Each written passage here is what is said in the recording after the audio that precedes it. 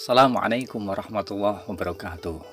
Sahabat Nurul Korbi yang beriman, pada kesempatan kali ini kita akan mengisahkan tentang kisah meredam sifat pendendam yang dicontohkan oleh Nabi Muhammad SAW. Dikisahkan bahwa seseorang dari beberapa orang laki-laki meminta izin untuk bertemu sahabat Umar bin Khattab radhiyallahu an. Setelah orang itu diizinkan, kemudian dia berkata, "Wahai Ibnul Khattab," atau "Wahai Umar bin Khattab, demi Allah, engkau tidak memberi kami banyak keadilan, dan engkau tidak membuat keputusan-keputusan yang adil di antara kami."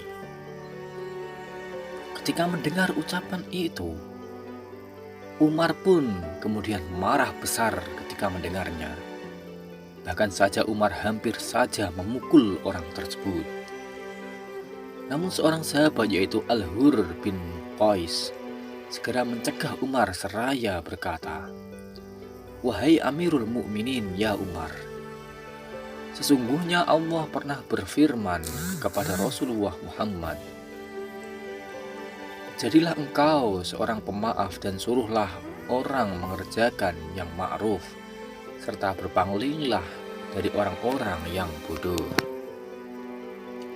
Quran Surah Al-A'raf ayat 7. Oh alam bimurad. Maka Umar pun mengurungkan niatnya untuk menghajar orang itu setelah dibacakan ayat Al-Quran ini.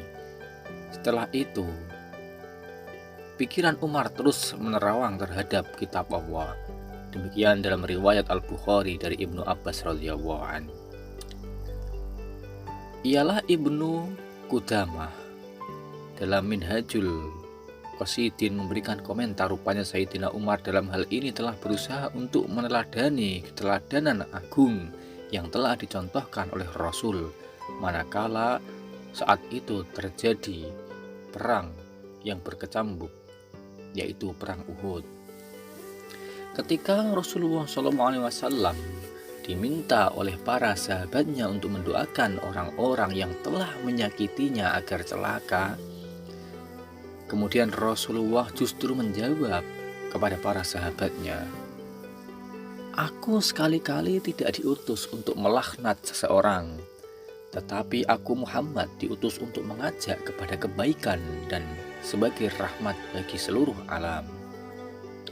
Lalu Rasul pun mengangkat kedua tangannya dan menengadahkan ke atas langit seraya berdoa, "Wahai Tuhanku, ya Allah, ampunilah kaumku, karena mereka tidak mengetahui." Rasulullah bahkan tidak berniat membalas dendam, namun malah memaafkan mereka, dan kemudian dengan rasa kasih sayang beliau mendoakan mereka agar mereka diberi ampunan oleh Allah, karena Rasul menganggap mereka masih belum tahu tujuan ajakan baik yang dilakukannya. Kemudian teladan lagi dari Rasulullah dalam perang Uhud ini juga ada seorang budak hitam bernama Wahsy. Wahsy ini adalah orang yang membunuh paman Rasulullah yaitu Hamzah bin Abdul Muttalib radhiyallahu an. Setelah Wahsy berhasil membunuh, kemudian Wahsy pada suatu kesempatan memeluk Islam. Walaupun Rasulullah SAW telah menguasai Wahsy dan dapat melakukan pembalasan atau apa saja dengan diri Wahsy, namun Rasul tidak melakukan apa-apa.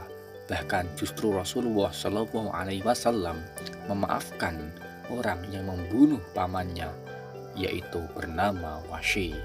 Alangkah tinggi akhlak beliau Rasulullah SAW yang tidak ada bandingnya di dunia ini. Kemudian setelah meneladani kisah Rasulullah, Umar pun tidak jadi melakukan pemukulan dan tidak jadi marah kepada orang yang telah mengejeknya. Untuk itu, kita sebagai umat beliau Rasulullah SAW hendaknya kita meneladani sifat-sifat baik yang telah dicontohkan oleh Rasulullah. Insya Allah, jika kita mampu meneladani, maka kita akan selamat di dunia dan di akhirat.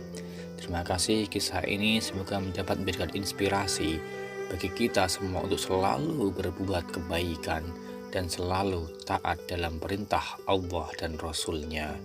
Dan semoga kisah ini dapat bermanfaat bagi kreator dan juga bermanfaat bagi Anda semuanya, dan juga termasuk amal kebaikan kelak. Amin Allahumma amin.